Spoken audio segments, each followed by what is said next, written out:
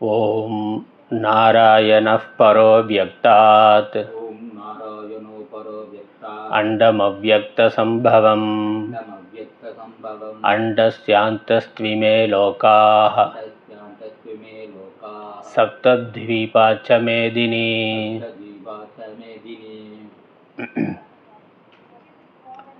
ஸ்ரீமத் பகவத்கீதை இரண்டாவது அத்தியாயம் 69வது ஸ்லோகம். யா நிஷா சர்வபூதானாம் தஸ்யாம் ஜாகர்த்தி சம்யமே யஸ்யாம் ஜாக்ரதி பூதானி சா நிஷா பஷ்யதோ முனேஹ.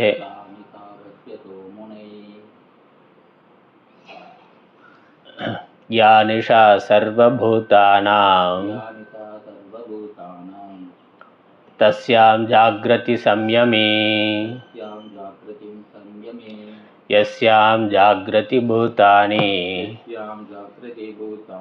சா நிஷா பஷ்யதோ முனேஹ.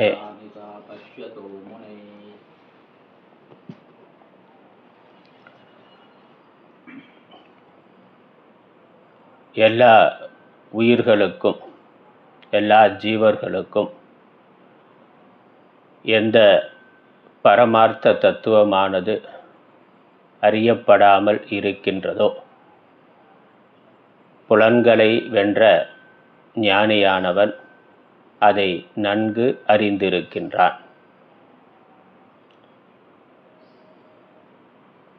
எல்லா உயிர்களுக்கும்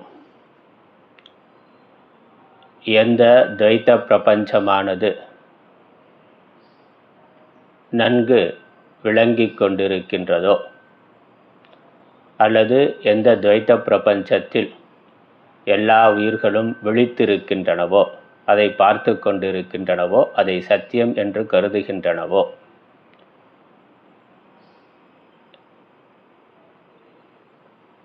பரம்பொருளை பார்த்த முனிவனுக்கு அது அறியப்படாமல் இருக்கின்றது. அறியப்படாமல் இருக்கின்றது என்று சொல்லுகின்ற பொழுது இங்கு அது முக்கியத்துவம் கொடுக்கப்படாமல் இருக்கின்றது என்று பொருள்.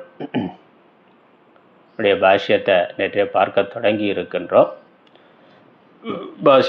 பாஷ்யத்தினுடைய கருத்தை ஆச்சாரியர் 2 உதாரணம் கொடுத்திருந்தார். பாஷ்யத்தினுடைய கருத்தை சுருக்கமாக பார்த்தா, எல்லா உயிர்களும் விழித்திருக்கின்ற பகல் பொழுதானது கோட்டான் முதலிய இரவில் சஞ்சரிக்கக்கூடிய பறவைகளுக்கு எவ்வாறு இருளாக இருக்கின்றதோ, அறியப்படாமல் இருக்கின்றதோ, அறியப்படுவதாக இல்லாமல் இருக்கின்றதோ, அதுபோல எங்கும் நிறைந்திருக்கின்ற பரம்பொருள் தத்துவத்தை அறிந்த ஞானிகளால் நன்கு பார்க்கப்பட்டு கொண்டு இருக்கின்றது. ஆனால் அஞ்ஞானிகளால் அது அறியப்படாமல் இருக்கின்றது. அஞ்ஞானிகளுக்கு அது இரவாக இருளாக இருக்கின்றது. அதனால் இந்த பரமார்த்த தத்துவம் அத்வைத பிரம்மமானது அஞ்ஞானிகளுக்கு இருளாக இருக்கின்றது, ஞானிகளுக்கு அது நன்கு விளங்குவதாக இருக்கின்றது. அதே போல அஞ்ஞானிகள் எந்த ஒரு துவைத்த பிரபஞ்சத்தை பார்த்து கொண்டிருக்கிறார்களோ, அது எது மாதிரிங்கிறதுக்கு உதாரணம் கொடுத்தார் ஆச்சாரியர். கனவு போல. கனவுல இருக்கிறவன் அந்த கனவு உலகத்தை பார்த்து கொண்டிருக்கின்ற பொழுது அதில் எல்லா பேதங்களும் இருக்கு. அது அவனுக்கு பரம சத்தியமாக இருக்கின்றது. அதில் அவன் விழித்திருக்கிறான். வாஸ்தவமாக அவன் தூங்கி கொண்டிருக்கிறான். ஆனால் கனவு நிலையில் அவன் பிரபஞ்சத்தை உலகத்தை பார்த்து கொண்டிருக்கிறான். அங்கே விழித்திருக்கிறான், சகலத்தையும் பார்த்து கொண்டிருக்கின்றான். ஆனால் விழித்திருப்பவனுக்கு அந்த பிரபஞ்சமானது தெரிவது இல்லை.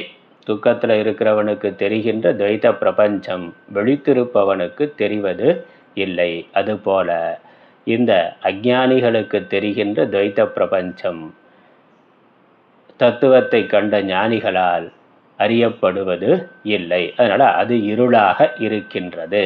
அறியப்படுவது இல்லை என்பதை அது இருளாக இருக்கின்றது, தெரியாததாக இருக்கின்றது என்றார்.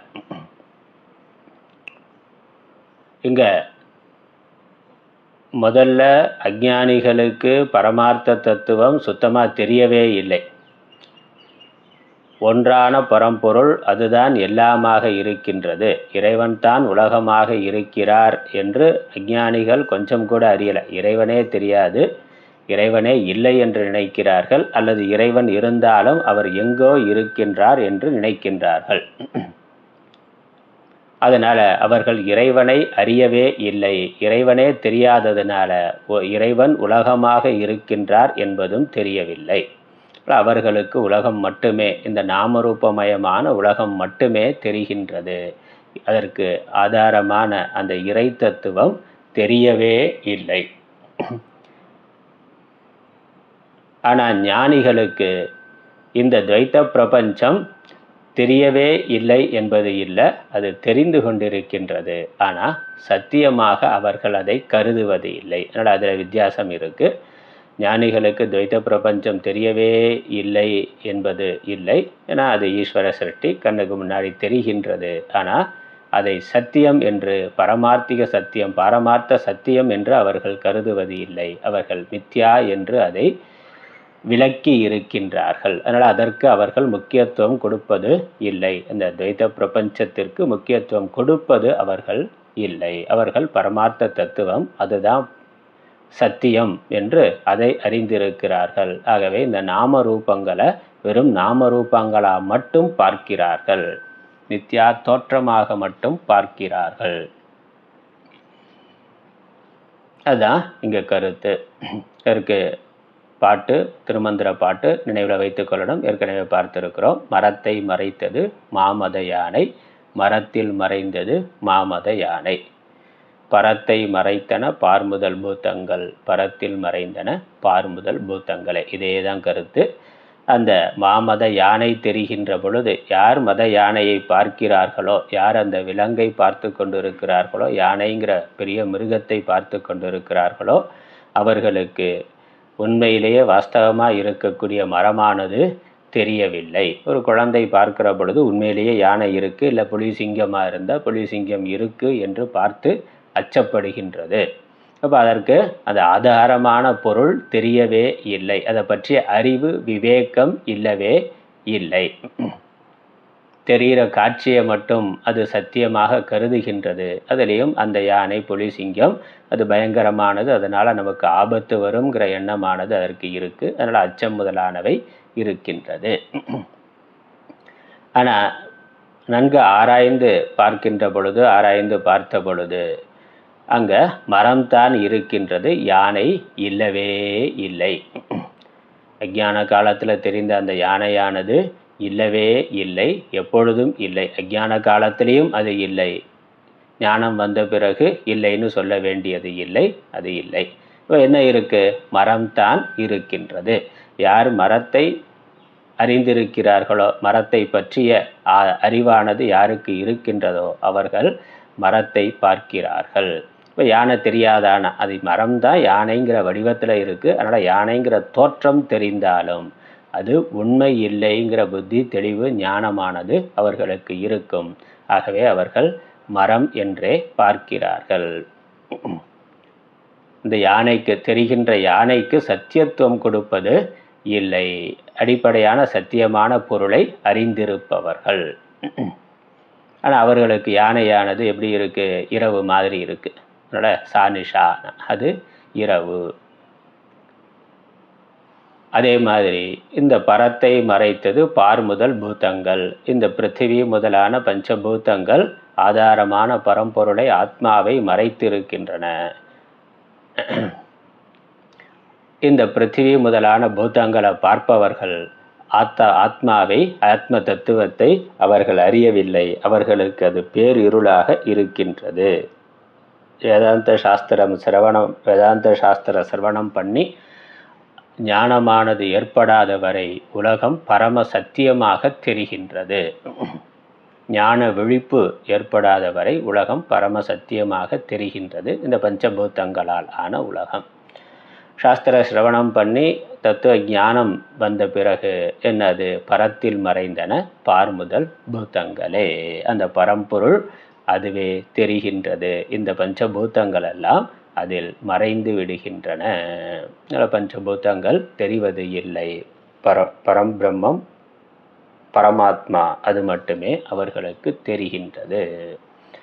அதான் விஷயம். இங்க என்னுடைய பாஷ்யம் பார்த்தோம். திரும்ப பாஷ்யார்த்தத்தை அப்படியே பார்த்து கொண்டு போவோம். இதில் பாதி பார்த்துருக்கிறோம். முக்கியமாக இந்த ஸ்லோகத்துக்கான அர்த்தத்தை பார்த்துட்டோம். ஆச்சாரியர் அதற்கு மேலே இந்த ஸ்லோகத்தை ஏன் இங்கே சொல்லணுங்கிறதுக்கு முக்கியமான கருத்தை சொல்லுகின்றார். ஆனால் ஞானிகளை பற்றி, ஞானிகளுடைய லட்சணம் என்ன என்பது அர்ஜுனுடைய கேள்வி. ஞானிகளுடைய லட்சணம் என்னங்கிறத சொன்னார். அப்புறம் அந்த ஞான நிஷ்டையை அடைவதற்கான உபாயம் என்ன, ஞான நிஷ்டையில் இருக்கிறவனுடைய லட்சணம் என்னன்னு சொன்னார்.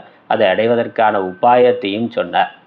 இங்கே ஞானியையும் அஞ்ஞானியையும் ஒப்பிடுவதற்கான அவசியம், காரணம் என்ன, ஏன் இந்த ஸ்லோகத்தை பகவான் சொல்லணும், அதற்கான முக்கியமான காரணத்தை, விளக்கத்தை ஆச்சாரிய பாஷ்யத்தில் கொடுக்குறார். இந்த ஸ்லோகார்த்தம் பாஷ்யம் ஸ்லோகத்துக்கான பாஷ்யத்தை பார்த்துட்டு அதுக்கப்புறம் தொடர்ந்து பார்க்கலாம்.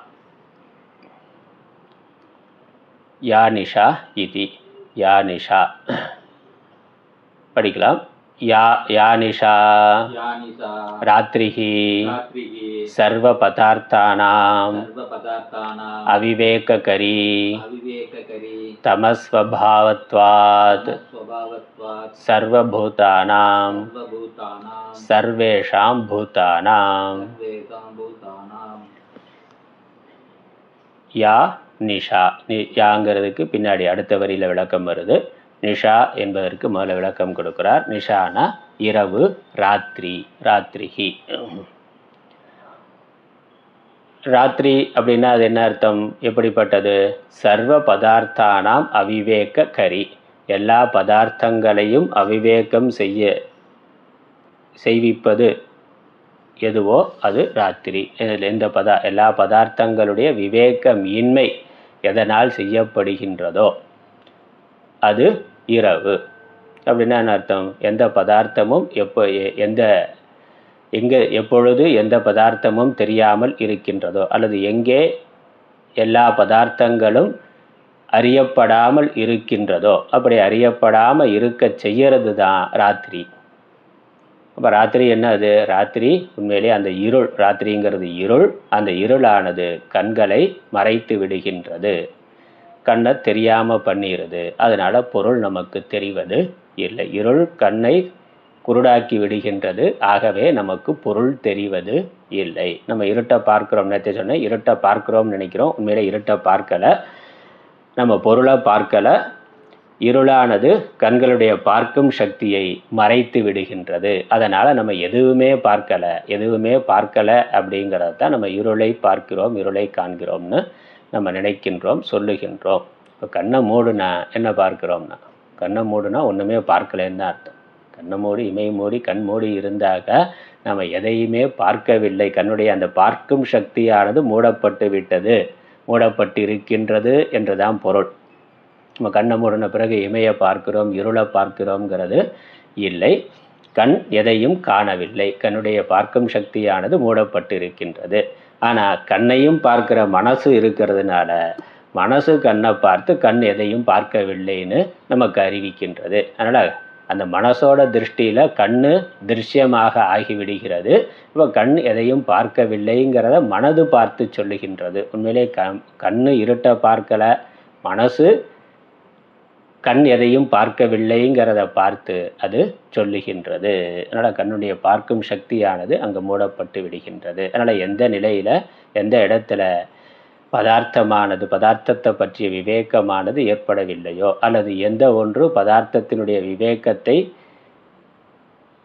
மறைக்கின்றதோ அந்த ஒன்று இரவு. அதுக்கு இரவுன்னு பேரு.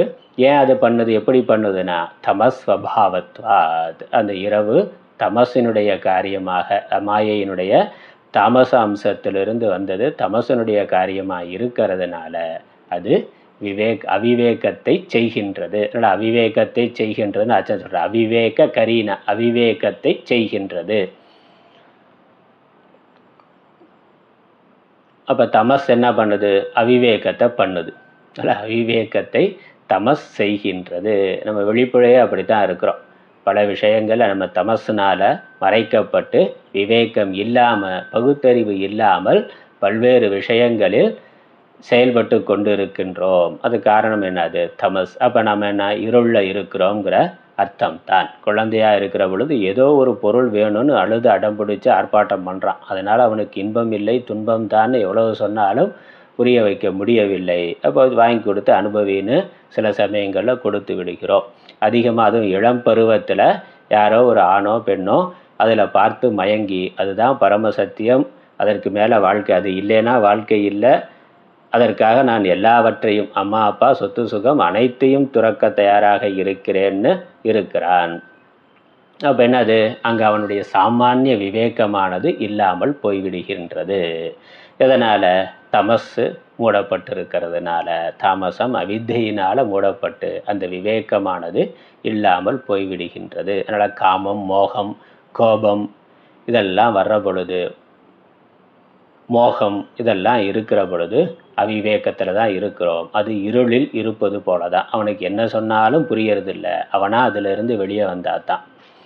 அதுக்கப்புறம் தான் அவனுக்கு இது வரைக்கும் நம்ம இருட்டில் இருந்தோங்கிறதும் தவறான பாதையில் போயிருக்கிறோங்கிறதும் ரொம்ப காலத்துக்கு பிறகு தான் தெரிகின்றது. தமஸ் நீங்கிற பொழுது தான் தெரிகின்றது. தமஸ் இருக்கிற வரைக்கும் அவன் எதில் இருக்கிறானோ அது ரொம்ப சரியாக இருக்கிறதா நினைக்கின்றான்.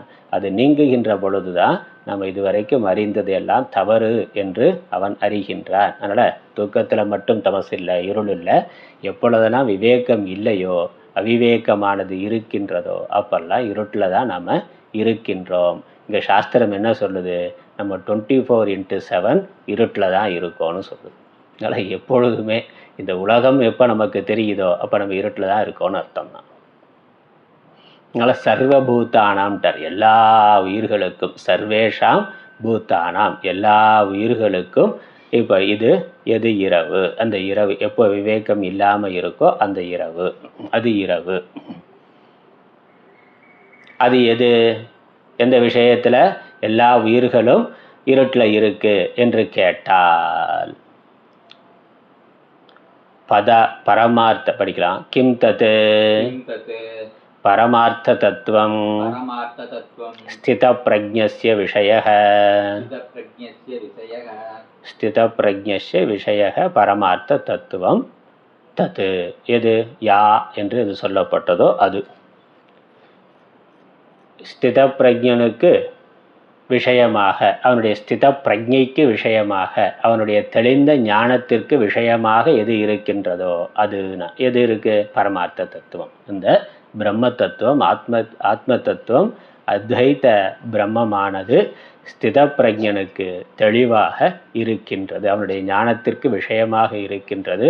அதை அவன் நன்கு தெளிவாக கண்டு கொண்டிருக்கின்றான். கண் இருக்கிறவன் தெளிவாக பிரபஞ்சத்தை பார்க்கிற மாதிரி அவன் பார்த்து கொண்டிருக்கிறான். ஆனால் அஞ்ஞானிகளுக்கு அது கண் இல்லாதவன் எதையும் பார்க்காமல் இருப்பது போல அவர்களுக்கு அது பார்க்கப்படாமல் இருக்கின்றது. அதனால் பரமார்த்த விஷயத்தில் எல்லா உயிர்களும், சர்வபூதானம் பரமார்த்த விஷயத்தில், பரமார்த்த தத்துவ விஷயத்தில் எல்லா உயிர்களும் கண் தெரியாதவையாக இருக்கின்றன. பரமார்த்த விஷயம் எல்லா உயிர்களுக்கும் இருளாக, பேருருளாக இருக்கின்றது. யாரோ மியூட் பண்ணாமல் இருக்கீங்க, மியூட் பண்ணிடுங்க. யாரும் தெரியல.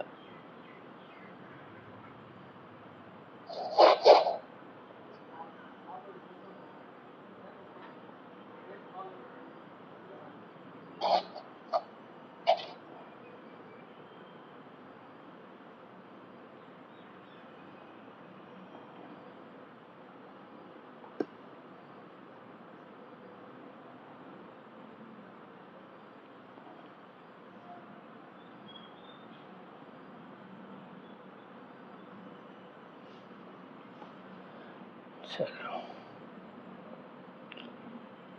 அப்போ அந்த பரமார்த்த தத்துவம் எல்லா உயிர்களுக்கும் அறியப்படாமல் இருக்கின்றது.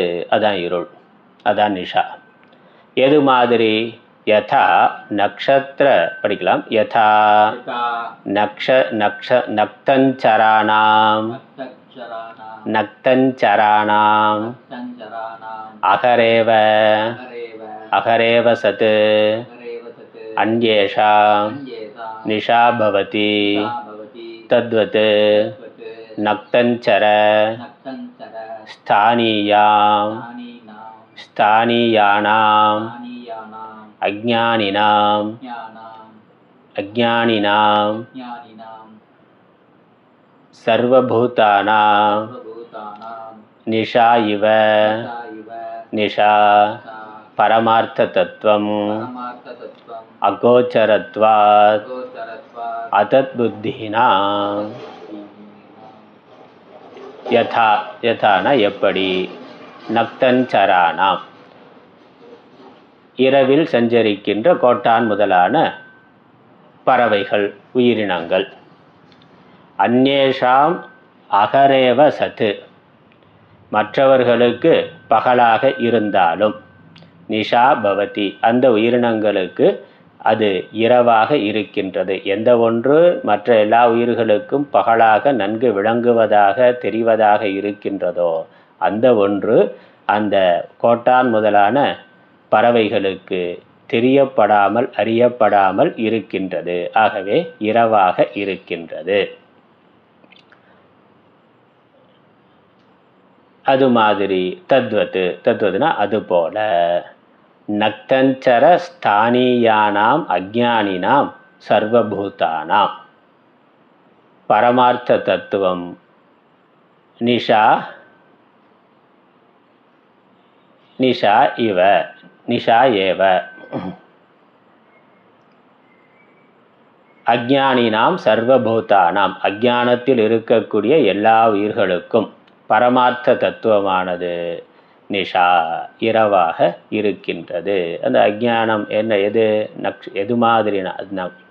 நக்தஞ்சர ஸ்தானீயானாம்னா நக்தஞ்சரம் கோட்டான் முதலான பறவைகளைப் போல அஜ்ஞானத்தில் இருக்கின்ற எல்லா உயிர்களுக்கும் எல்லா ஜீவர்களுக்கும் பரமார்த்த தத்துவமானது நிஷா ஏவ நிஷா இரவை போல இரவாக இருக்கின்றது. எதனால்? அகோச்சரத்வா அது அவர்களுக்கு விளங்காமல் இருப்பதால் இரவு என்று சொல்லப்படுகின்றது. அதத் புத்தினாம் அதை பற்றிய தெளிவான ஞானம் இல்லாததுனால அது விளங்கவில்லை. அது விளங்கவில்லை என்பதால் அது தெரியவில்லை. அது தெரியவில்லை என்பதால் அது இருள் என்று இருக்கின்றது. அதை பற்றி அறிவில்லாததுனால அது விளங்கலை. அது விளங்கலைங்கிறதுனால அது அறியப்படவில்லை. அது அறியப்படவில்லை என்றால் அது இருள் என்று இருளை போல இருக்கின்றது, இரவை போல இருக்கின்றது. அடுத்த தஸ்யாம் இரண்டாவது பாதம், முதல் வரியில இரண்டாவது பாதத்துக்கான விளக்கம். தஸ்யாம் தஸ்யாம் பரமார்த்த தத்துவ லக்ஷணாயாம் அஜ்ஞான நித்ராயாஹ பிரபுத்தஹ ஜாகர்த்தி சம்யமி சம்யமவான் ஜிதேந்திரியஹ யோகி யோகி இத்யர்த்தஹ.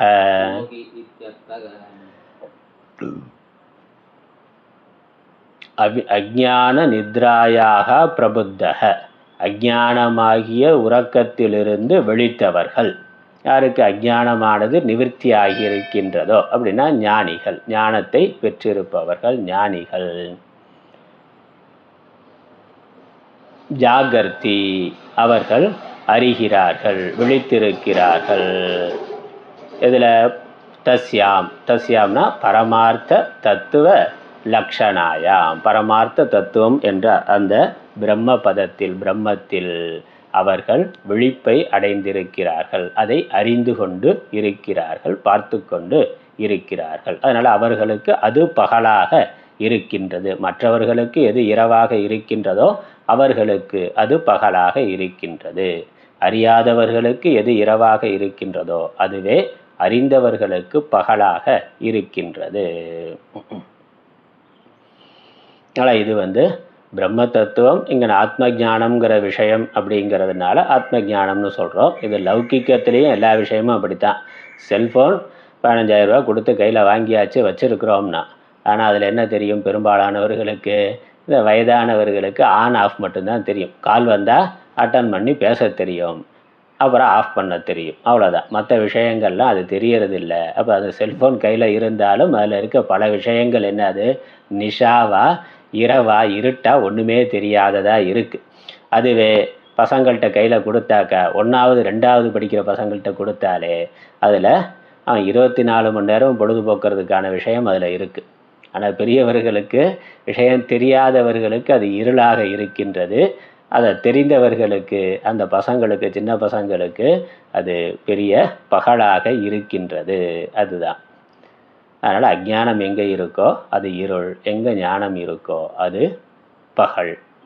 அது எந்த விஷயத்தில் அஞ்ஞானம் இருக்கோ அந்த விஷயம் இருளில் இருப்பது போல, எந்த விஷயத்தில் ஞானம் இருக்கோ அந்த விஷயத்தை குறித்து நம்ம அறிவு பகலில் இருப்பது போல, அந்த விஷயமே நமக்கு பகல் போல, தெரியாத விஷயம் இருள் போல, அவ்வளோதான்.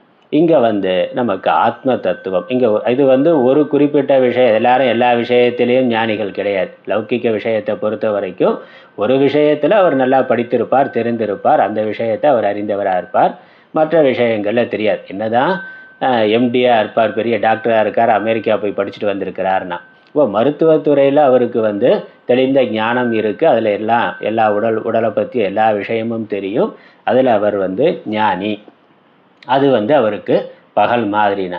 அவர் வீடு கட்டுறதுன்னா என்ன பண்ணுவார்? வீடு கட்டுறதுக்குன்னு ஒரு இன்ஜினியரை தான் கூப்பிடணும்.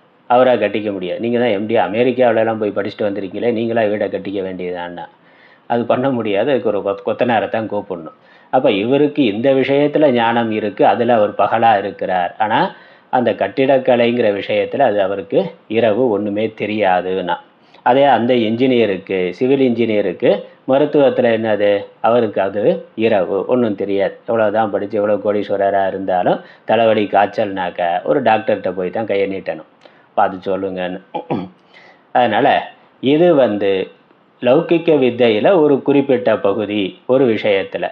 ஆனால் இந்த பாரமார்த்திக விஷயத்தில், பாரமார்த்திக தத்துவம் இந்த உலகத்திற்கு ஆதாரமான பரம்பொருள் என்ன, ஆதாரமானது எதுங்கிற தத்துவ விஷயத்தில் எல்லோருமே அஞ்ஞானிகள் தான். அதனால் இந்த வேதாந்த சாஸ்திரம் படிக்க வராத வரைக்கும் எல்லோருக்குமே அது இரவு தான், தெரியாதது தான். இந்த ஞானிக்கும் முன்னாடி அப்படித்தான். ஞானியாகிறதுக்கு முன்னாடி என்னது? அவன் அந்த கூட்டத்தில் இருந்தான். அதனால தான் சர்வபூதானம்னு சொல்லிட்டார். சர்வபூதானம்னா இன்னைக்கு ஞானியாக இருக்கிறவனுக்கும் இப்போ அது பகலாக இருக்குது, நேற்று வரைக்கும் அது இரவாகத்தான் இருந்தது. அதனால் குரு சர்வபூதானம். அதனால் இது எல்லோருக்கும் பொதுவாக இருக்கக்கூடிய, அதனால் அனாதி அவித்யான்னு சொல்கிறோம். அவித்யா அனாதியாக இருக்கின்றது. ஒரு காலத்தில் அது நீங்க வேண்டியது. யாருக்கு எப்பொழுது நீங்குகின்றதோ அப்பொழுது அவர்கள் எங்கும் நிறைந்திருக்கின்ற பரம்பொருளை பார்க்கிறார்கள். ஈஷா வாஸ்யம் இதம் சர்வம் என்று அவர்களுக்கு அது விளங்குகின்றது. மற்றவர்களுக்கு உலகம் மட்டும்தான் விளங்குகின்றது. ஈஷா வாஸ்யம்ங்கிறது விளங்குவது இல்லை. சரி, அதுதான்.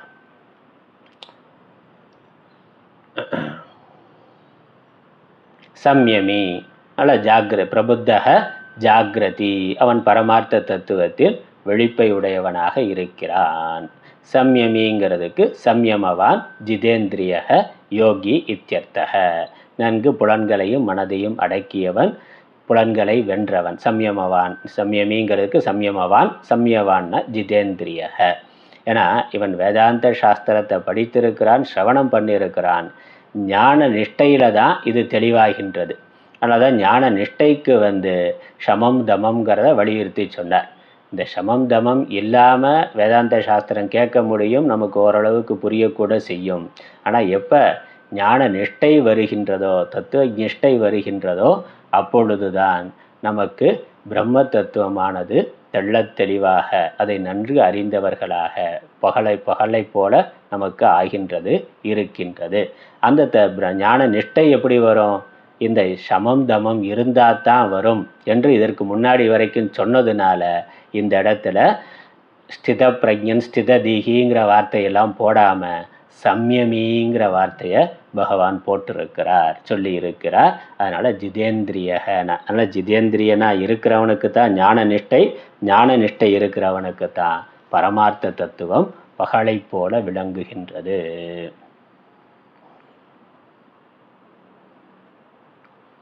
அடுத்த வரி யஸ்யாம் கிராஹ்ய கிராகஹ பேத லக்ஷணாயாம் அவித்யா நித்ராயாம் பிரசுப்தானி ஏவ பூதானி ஜாக்ரதி இத்யுச்யந்தே. யஸ்யாம் நிஷாயாம் பிரசுப்தா இவ ஸ்வப்னதிருஷः சா நிஷா அவித்யாரூபத்வாத் பரமார்த்த தத்துவம் பஷ்யதः முனேஹே.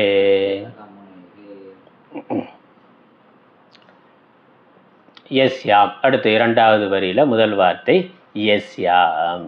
யஸ்யாம்னா இந்த துவைத பிரபஞ்சம் தெரிகின்ற நிலையில். அதை எப்படி சொல்றார்? கிராஹ்ய கிராகக பேத லக்ஷணாயாம் அவித்யா நித்ராயாம் பிரசுப்தானி ஏவ பூதானி ஜாக்ரதி இதி உச்சியந்தே. இந்த பூதங்கள் அவித்யா நித்ராயாம், அவித்யா நித்ரையில் தூங்கிக் கொண்டிருக்கக்கூடிய உயிர்கள் பூதானி, ஜாக்ரதி இதி உச்சியந்தே விழிப்பு என்று சொல்லுகின்றன. அது எப்படி? பிரசுப்தானி ஏவ தூங்கிக் கொண்டிருக்கின்ற பொழுதே நான் விழிப்பில் இருக்கின்றன என்று சொல்லுகின்றன. ஏன்னா விழிப்பில் இருக்குன்னு சொல்லுகின்றன இதெல்லாம் பார்த்து கொண்டிருக்கின்றன. பார்க்கறதுக்கு ஒரு உலகம் இருந்தால் விழிப்புன்னு அர்த்தம் அதானே.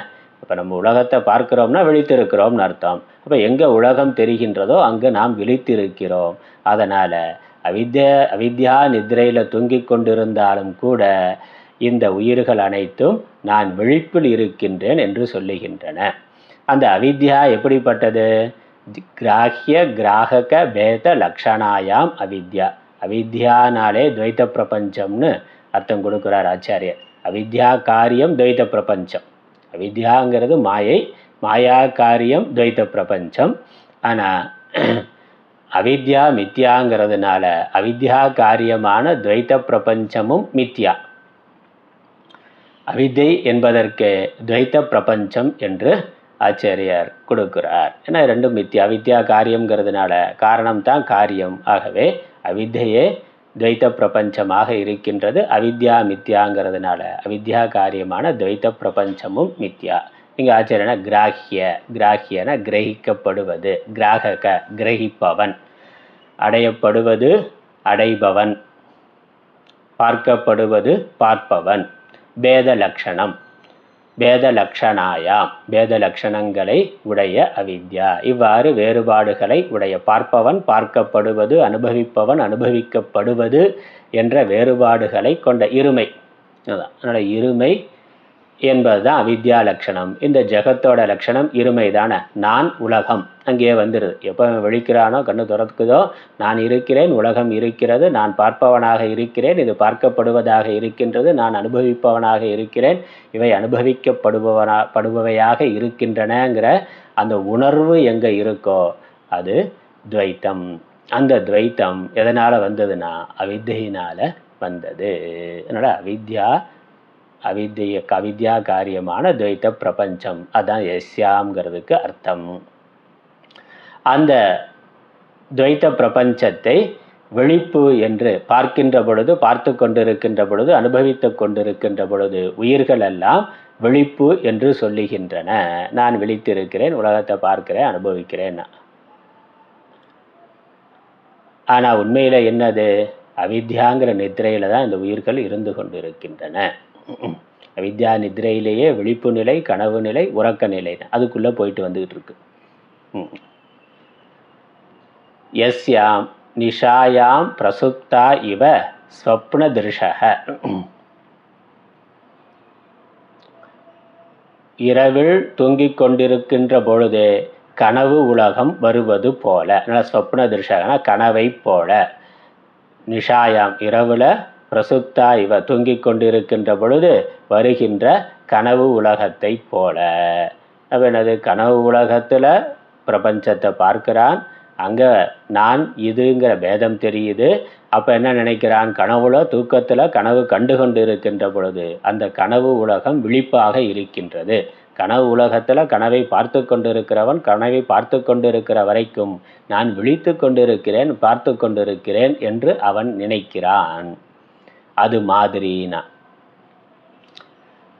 சா நிஷா யாருக்கு, அவித்யா ரூபத்வாத் பரமார்த்த தத்துவம் பஷ்யத்தக முனேகே.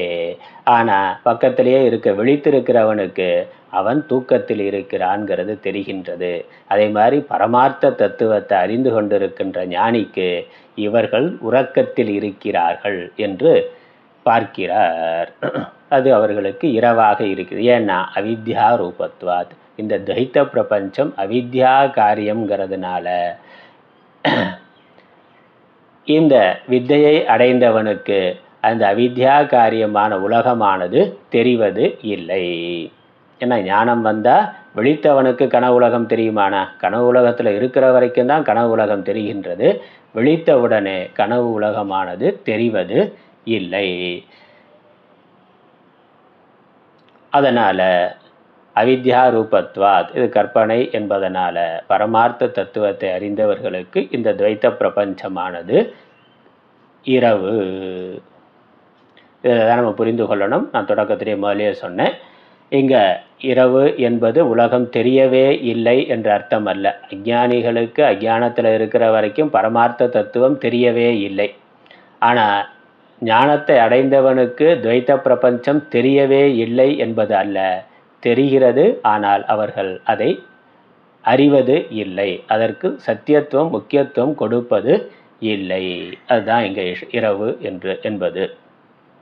அதனால் காணல் நீர்னு தெரியாத வரைக்கும் அது பரம சத்தியமாக இருக்குது. அங்கே தண்ணீர் இருக்குது, எனக்கு தாகம் இருக்குது, நான் போகணும், அதை அடைந்தாகணும் அப்படிங்கிற துடிப்போடு இருக்கிறான், வேகமாக இருக்கிறான். ஒரு மாடு ஆடு இல்லை மான் கட்டி வச்சுருந்தாக்கா தூரத்தில் தண்ணீர் தெரிகிறது, இதற்கு தாகம் இருக்கிறதுனா அது எப்படியாவது ஓடிப்போய் அதை குடிக்க வேண்டும், தன் தாகத்தை தீர்த்து கொள்ள வேண்டுங்கிற துடிப்பாக இருக்குது. அவுத்து விட்டால் அடுத்த க்ஷணம் அது ஓடிவிடும்.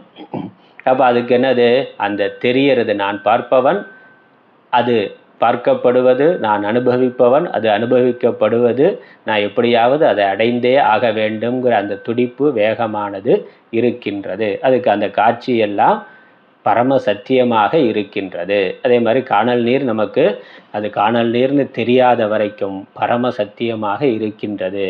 இந்த பிரபஞ்சமும் அப்படித்தான். பிரபஞ்சத்தில் இருக்கக்கூடிய ஒவ்வொரு விஷயமும் நமக்கு காணல் நீர் மாதிரி தான். ஆனால் விவேகம் இல்லாத வரைக்கும் அது பரம சத்தியமாக தெரிகின்றது. குழந்தையாக இருக்கிற பொழுது குழந்தைத்தனம்னு பார்க்குறோம்.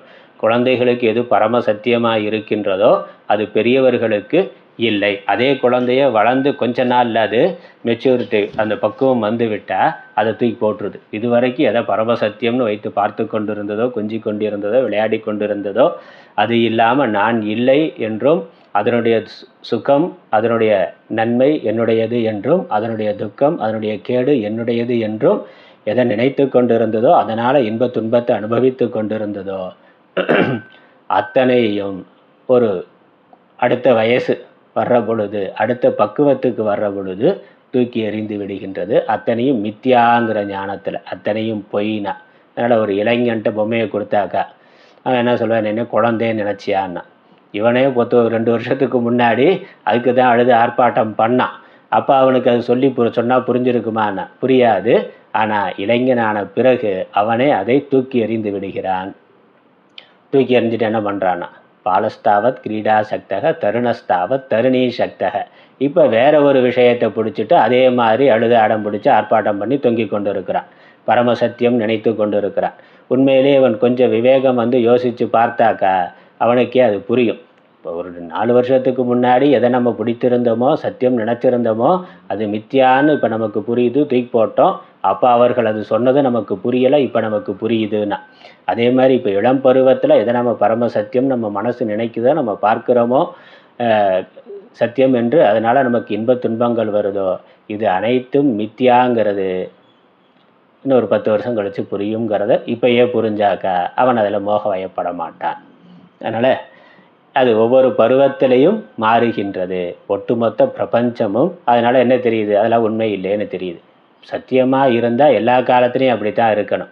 ஆனால் நமக்கே ஒரு காலத்தில் சத்தியமாக இருக்கிறது, இன்னொரு காலத்தில் இல்லை. எதை நாம் வைத்திருந்தோமோ, எதை கஷ்டப்பட்டு சம்பாதிச்சோமோ, அதையே நாமே இன்னொரு காலத்தில் தூக்கி எறிகிறோம், தூக்கி எறிவதற்கு தயாராக இருக்கின்றோம்.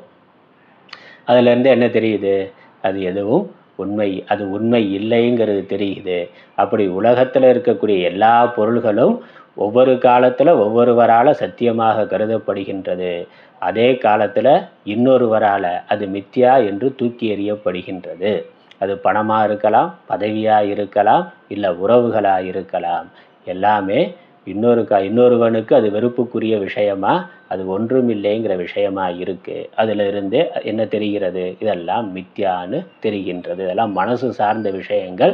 மனதோட பக்குவம் மாறுகின்ற பொழுது இவை அனைத்தும் மாறிவிடுகின்றன. பணம் தான் எல்லான்னு பைத்தியமா தெரிகிறவர்கள் இருக்கிறார்கள். பணத்தை அலட்சியமா பார்க்கக்கூடியவர்கள் இருக்கிறார்கள். இல்லை பெண்ணோ ஆணோ அதுதான் எல்லாம் என்று மோகம் கொண்டு இருப்பவர்கள் இருக்கிறார்கள். அதன் மேலே பரம வைராக்கியம் உடையவர்கள் இருக்கிறார்கள். அல்லது அம்மா அப்பா அவர்கள் தான் பரம சத்தியம் என்று நினைப்பவர்கள் இருக்கிறார்கள். அவர்களுக்கு முக்கியத்துவம் கொடுக்காமல் இருப்பவர்கள் இருக்கிறார்கள். அப்புறம் கணவனோ மனைவியோ இல்லை குழந்தைகள் தான் எல்லாம்னு இருப்பவர்கள் இருக்கிறார்கள். அந்த குழந்தையே இல்லாமல் உலகத்தில் மகிழ்ச்சியாக வாழ்ந்து கொண்டிருப்பவர்கள் இருக்கிறார்கள். இல்லை அதே குழந்தை ஒரு காலத்தில் இவர்களே அந்த குழந்தை எனக்கு வேண்டான்னு குழந்தையை விட்டுறதுக்கு தயாராக இருக்கிறார்கள். அது சொன்ன பேச்சு கேட்கல, அதன் போக்குல போகுது அப்படின்னாக்கா அதை தியாகம் பண்ணுவதற்கு தயாராக இருக்கின்றோம். அதனால் இது எதுவுமே எல்லாமே கனவுல தெரிகிற மாதிரி தான். நம்மளுடைய மோகத்தினால எது வரைக்கும் தமஸ் இருக்கோ, அஞ்ஞானம் இருக்கோ, மோகம் இருக்கோ, அது வரைக்கும் தான் நமக்கு இது வெளிப்பில் பார்ப்பது போல இவைகள் உண்மையாக தெரிகின்றன. எப்போ அதிலிருந்து நீங்குகின்றோமோ, விலகுகின்றோமோ, விழிக்கின்றோமோ, அப்பொழுது அவைகள் உண்மை இல்லை என்று மறைந்து விடுகின்றன. அதனால் பரமார்த்த தத்துவத்தை அறிந்தவனுக்கு, அத்வைத ஞானத்தை உடையவனுக்கு, எல்லாம் ஈஷாவாஸ்யம் இதம் சர்வம் என்று தெரிந்தவனுக்கு இவைகளெல்லாம் மித்யா அவித்யா ரூபத்வாத் நிஷா, அவர்களுக்கு அது இரவாக இருக்கின்றது. அதனால் என்ன, ஏன் இந்த ஸ்லோகத்தை இங்கே சொல்லணும்? ஆச்சாரியர் விளக்கம் கொடுக்கிறார்.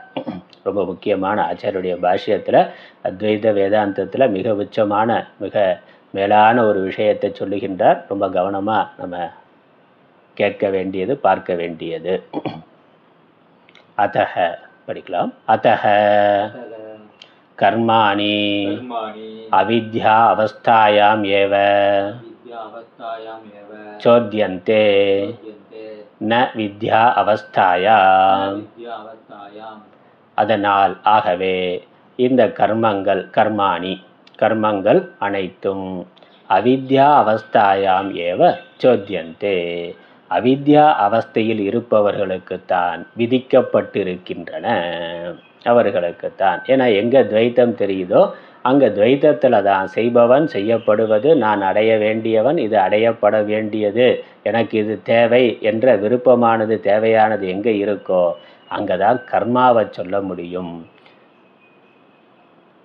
வித்தை ஞானம் தெளிவாக இருக்கிறவனுக்கு கர்மாவை சொல்ல முடியாது. ந வித்யா அவஸ்தாயாம். இருக்கிறது ஒன்று தான், அத்வைதம் தான், அது பூர்ணமானது, அது நானே, எனக்கு அந்நியமாக எதுவுமே இல்லை என்ற தெளிந்த பரமார்த்த தத்துவம் இருக்கின்ற பொழுது, தத்துவ ஞானம் இருக்கிற பொழுது அங்கே கர்மா அதிகாரம் செய்ய முடியாது, கர்மாவை சொல்ல முடியாது. காணல் நீர்னு தெரிந்த பிறகு அவனை எங்கேயாவது தூண்ட முடியுமான்னு, அந்த போய் அந்த தண்ணி எடுத்துட்டு வான்னு யாராவது தூண்ட முடியுமா? அது சத்தியம் நினைக்கிறவனுக்கு தான் தூண்ட முடியுமே ஒழிய அது மித்யான்னு புரிந்து கொண்டவனை எந்த விதத்திலும் அந்த செயலை செய்வதற்கு தூண்ட முடியாது. அங்கே விதியானது வராது. அதனால் ந வித்யா அவஸ்தாயாம், அவித்யா அவஸ்தையில் தான் துவைத்தம் தெரியும். வித்யா அவஸ்தையில் துவைத்தமே தெரிவது இல்லை. துவைத்தமே இல்லாத பொழுது அங்கு கர்மாவினுடைய தூண்டுதல், கர்மாவை விதிக்கிறது என்பது இல்லை. சாஸ்திரம் கர்மாவை விதிக்கிறது. யாருக்கு விதிக்கிறதுனா, யார் துவைதத்தை பார்க்கிறார்களோ, நான் வேறு இது வேறு, எனக்கு இது தேவை என்று யார் கருதுகிறார்களோ அவர்களுக்குத்தான் சாஸ்திரம் கர்மாவை விதிக்கின்றது. அத்வைதத்தை பார்ப்பவர்களுக்கு கர்மாவை விதிப்பது இல்லை, விதிக்க முடியாதுன்னா. அதனால் விதிப்பதற்கு சான்ஸ் இல்லை, வாய்ப்பு இல்லை.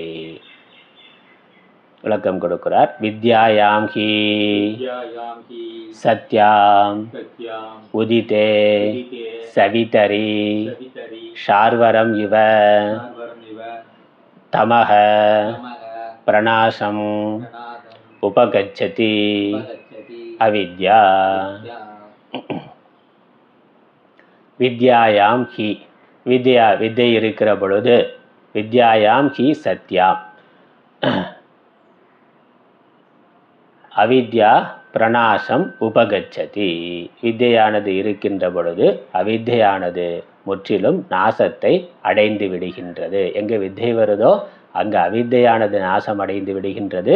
அவித்தை நாசமடைந்தா அவித்யா காரியமான துவைத்த பிரபஞ்சமும் நாசமடைந்து விடுகின்றது. அதனால அவித்யாங்கிறதுக்கே முதல்ல கிராஹ்ய கிராகக பேத லட்சணம்னு அர்த்தம் கொடுத்துட்டார். இப்போ அவித்யா நாசம்னாலே அவித்யா காரியமான ஜெகத் நாசம். தூக்கம் இருக்கிற வரைக்கும் தான் கனவு உலகம். தூக்கத்திலிருந்து விழித்தானா அடுத்த வினாடி கனவு உலகமும் மறைந்துவிடும். அதனால் அவித்யா நாசமான அவித்யா காரியமான துவைத்த பிரபஞ்சமும் நாசத்தை அடைந்து விடுகின்றது. அதனால் வித்யாயாம் ஹி சத்யாம் அவித்யா பிரணாசம் உபகச்சதி. வித்தையானது ஏற்படுகின்ற பொழுது, சத்யாம்னா சதி சப்தமி வித்யாயாம், வித்தையானது ஏற்படுகின்ற பொழுது, இருக்கின்ற பொழுது அவித்யாவானது நாசத்தை அடைந்து விடுகின்றது. எது மாதிரி? உதித்தே சவிதரி சார்வரம் தமக பிரணாசம் உபகச்சதி இவ. உதித்தே சவிதரி, சவிதரினாக்கா சூரியன் உதிக்கின்ற பொழுது. சவிதா அப்படின்னா சூரியன் நமக்கு தெரியும், அதனுடைய சப்தமி விபக்தி சவிதரி. அப்போ சூரியனிடத்தில், சூரியன் உதிக்கின்ற பொழுது, உதித்தேன சூரியன் உதிக்கின்ற பொழுதில், சூரியன் தோன்றுகின்ற பொழுதில், சார்வரம் தமக பிரணாசம் உபகச்சதி இவ. சார்வரம்னா இரவு, தமகனா இருள். இரவில் இருக்கின்ற இருளானது நாசத்தை அடைவது போல, சூரியன் உதிக்கின்ற பொழுதில் இரவில் இருக்கின்ற இரவின் இருளானது நாசத்தை அடைவது போல, வித்தையானது ஏற்படுகின்ற பொழுது அவித்தையானது நாசத்தை அடைகின்றது. அதனால் ரெண்டும் ஒன்றா இருக்க முடியாது. அவித்தையும் வித்தையும் ஒன்றா இருக்க முடியாது. இருளும் ஒளியும், இரவின் இருளும் சூரிய ஒளியும் சூரிய பிரகாசமும் ஒன்றாக இருக்க முடியாது. அதனால் அவித்யா நாசமாச்சுன்னா அவித்யா காரியமான உலகமும், ஞானம் வர்ற பொழுது அவித்யா நாசமாகிறது. அவித்யா நாசமான அவித்யா காரியமான உலகமும் நாசமடைந்து விடுகின்றது.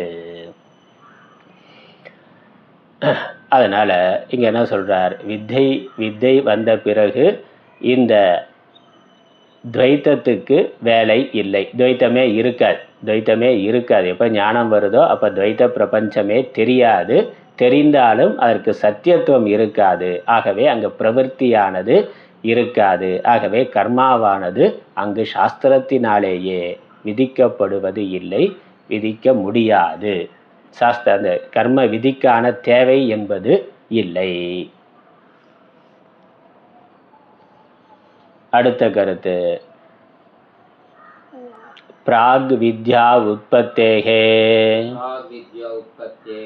அவித்யா பிரமாண புத்தியா கிருஹ்யமானா கிரியா காரக பலபேத ரூபா சதி சர்வ கர்ம ஹேதுத்வம் பிரதிபத்யதே. என்ன சொல்கிறார், இங்கே கர்மாவுக்கான தேவை இல்லை அப்படிங்கிறத முதல்ல சொன்னார். இங்கே கர்மாவே சொல்ல முடியாது, கர்மாவே விதிக்க முடியாது என்று சொல்லுகின்றார். பிராக் வித்யா உபபத்தேகே அவித்யா பிரமாண புத்தியா கிரஹியமானா கிரியா காரக பலபேத ரூபா சதி சர்வ கர்ம ஹேதுத்வம் பிரதிபத்யதே. அவித்யா சதி சர்வ கர்ம ஹேதுத்வம் பிரதிபத்தியதே. அவித்யை இருக்கின்ற பொழுதுதான் எல்லா கர்மங்களும் காரணத்துவத்தை உடையதாக இருக்கின்றது. அல்ல, அவித்யா சர்வ கர்ம ஹேதுத்துவம்னா எல்லா கர்மங்களும் இருப்பதற்கான செய்வதற்கான ஒரு காரணமானது இருக்கின்றது. எப்போ? அவித்யை இருக்கின்ற பொழுதுதான். அவித்யா இருந்தால் தான் இந்த கர்மா நான் செய்யணும், ஏன்னா எனக்கு இந்த பலன் வேணும். அவித்யை இருக்கிற வரைக்கும் சரீரத்தை நான் நினைக்கிறான், உலகத்தை சத்தியம் நினைக்கிறான், உலகத்தில் இருந்து சரீரத்துக்கு வரக்கூடிய இன்ப துன்பங்களை சத்தியம் நினைக்கிறான். ஆகவே நான் துன்பத்தை போக்கிக் கொள்ள வேண்டும், இன்பத்தை தக்க வைத்து கொள்ள வேண்டும்னு நினைக்கிறான். அதனால் கர்மாவை செய்கின்றான். ஆனால் கர்மாவை செய்வதற்கான ஒரு ஹேத்து, ஒரு காரணமானது அவித்யை இருக்கிற பொழுதுதான் இருக்கின்றது. அந்த அவித்யை எப்படி இருக்கு? கிரியா காரக பலபேத ரூபா. கிரியானா செயல், காரகம்னா செய்வதற்கு தேவையான கருவிகள், சகல எல்லா வேற்றுமை எல்லா விதமான சாதனங்களும் உபகரணங்களும். அப்புறம் பலன், அதனால் கிடைக்கக்கூடிய நன்மை. அதில் பல கருவிகளை கொண்டு ஒரு கிரியை செய்கின்றோம், அதனால் ஒரு பலனானது ஏற்படுகின்றது. இதான் பேதம். அதனால் இந்த கர்மாங்கிறதே இந்த பேதத்தை உடையது. ஒரு கிரியா, ஒரு செயல் இருக்குது, அந்த செயலை செய்வதற்கான சாதனங்கள் கருவிகள் இருக்கின்றன. அப்புறம் அதை செய்து கர்மாவை பண்ணால், ஒரு யஜ்யம் பண்ணுறான்னா யஜ்யத்தை பண்ணுறதுக்கான பலவிதமான கருவிகள் தேவை இருக்குது, ஆகுதி முதலான எல்லாம் தேவை இருக்குது. அப்புறம் அதை வைத்துக்கொண்டு யஜ்யத்தை பண்ணுறார், யஜ்யத்துக்கு பலனாக ஒரு பலன் வருது, அதை இவர் அனுபவிக்கணும்னு நினைக்கிறார். அப்போ இதுதான் பேதம். கர்மானாலே அதற்குள்ளே இந்த பேதங்கள் இருக்குது. இதெல்லாம் இது எப்போ இருக்கும்? இந்த பேதங்கள் எல்லாம் பிரமாண புத்தியா கிரஹியமானா, பிரமாண புத்தியினால் கிரகிக்கப்படுகின்ற பொழுது அப்போ தான் இருக்குது. இந்த பேதங்கள் எல்லாம் சத்தியம் என்று நினைக்கின்ற பொழுது இதெல்லாம் பிரமாண புத்தியானது வருகின்றது. பேதங்கள் தெரியுது, இந்த பேதங்களுக்கு சத்தியத்துவம், பிரமாண புத்தியான சத்தியத்துவ புத்தியா அப்படின்னு அர்த்தம். கிரஹியமான இந்த பேதங்கள் எல்லாம் பரம சத்தியம் என்று நினைக்கப்படுகின்ற பொழுது அதான் அவித்யினால் அது நினைக்கப்படுகின்ற பொழுது அங்கு எல்லா கர்மங்களுக்கும் ஒரு காரணத்துவமானது, கர்மத்தை செய்வதற்கான காரணமானது கிடைக்கின்றது, வருகின்றது. அது எப்போ? பிராக் வித்யா உற்பத்தேகேனா, வித்தை உற்பத்தி ஆவதற்கு முன்னாடி. வித்தை உற்பத்தி ஆகிறதுக்கு முன்னாடி அஜ்ஞானத்தில் இருக்கிறான். அஜ்ஞானத்தில் இருக்கிற பொழுது இந்த துவைத பிரபஞ்சம் பேதங்களோடு தெரிகின்றது. அப்படி பேதங்களோடு தெரிகின்ற துவைத பிரபஞ்சத்தை பரம சத்தியமாக நினைக்கின்றான். ஆகவே அவனுக்கு அதில் அடைவதற்கு செய்வதற்கு கர்மா செய்வதற்கான காரணமானது இருக்கின்றது. ஆகவே செய்கின்றான். சின்ன குழந்தை மணலில் வீடு கட்டுற மாதிரின்னா, அப்போ அதற்கு விளையாடுவதற்கு பொழுது போகிறதுக்கு இதெல்லாம் அதுக்கு சின்ன சின்ன விஷயங்கள் எல்லாம் சத்தியமாக தெரிகின்றது, அதை அது செய்கின்றது.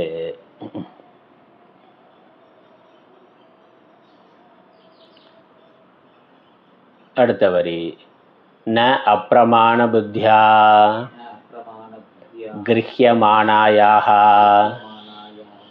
கர்ம ஹேதுத்வ உபபத்திஹி. இதில் அப்பிரமாண புத்தி இருந்தால், இதில் பிரமாண புத்தி வரலைன்னாக்கா கர்மத்தை செய்வதற்கு அது ஹேத்துவாகவே இருக்காது. அதனால் எதில் நமக்கு பிரமாண புத்தி இருக்கோ அதுதான் நமக்கு தூண்டுதலாக, கர்மத்தை செய்வதற்கான தூண்டுதலாக இருக்குது.